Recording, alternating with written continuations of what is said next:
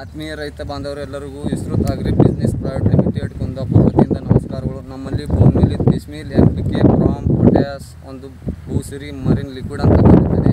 ಹಾಗೆ ಬೀದರ್ ಜಿಲ್ಲೆಯಲ್ಲಿ ನಮ್ಮ ಗೊಬ್ಬರವನ್ನು ಭಾಳಷ್ಟು ರೈತರು ಬಳಕೆ ಮಾಡಿಕೊಂಡಿದ್ದಾರೆ. ಹಾಗೆ ಈಗ ಬೀದರ್ ಜಿಲ್ಲೆಯ ಘಾಟ್ಬೋಳ್ ಏರಿಯಾದಲ್ಲಿ ಒಬ್ಬ ರೈತರು ತೋಟಕ್ಕೆ ವಿಸಿಟ್ ಮಾಡಿದ್ದೇವೆ. ಅವರು ನಮ್ಮ ಗೊಬ್ಬರವನ್ನು ಬಳಕೆ ಮಾಡಿದ್ದಾರೆ.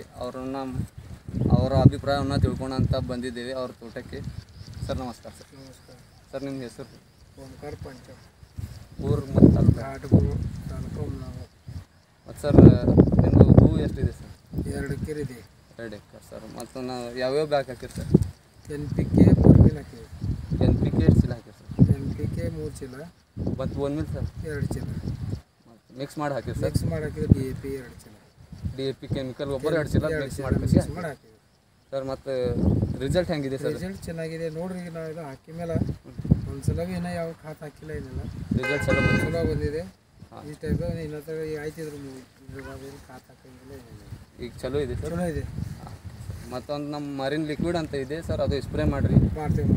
ಇದು ತೂಕನೂ ಹೆಚ್ಚಿಗೆ ಆಗುತ್ತೆ. ಹಂಗೆ ಗಿಡಗಳು ಹಸಿರಾಗಿ ಇರುತ್ತೆ. ನಾಳೆ ಹೋಯ್ತೀವಿ. ಮತ್ತು ಸರ್, ಬೇರೆ ರೈತರಿಗೆ ಏನು ಬೇರೆ ರೈತರಿಗೆ ಹೇಳೋಕ್ಕಿಂತ ಚಲೋ ಚೆನ್ನಾಗಿ ಬಂದಿದೆ, ಚೆನ್ನಾಗಿ ಅಂತ ಹೇಳ್ಬೇಕಲ್ಲ. ಚೆನ್ನಾಗಿದೆ ಸರ್ ನಮ್ಮ ಗೊಬ್ಬರ? ಚೆನ್ನಾಗಿದೆ.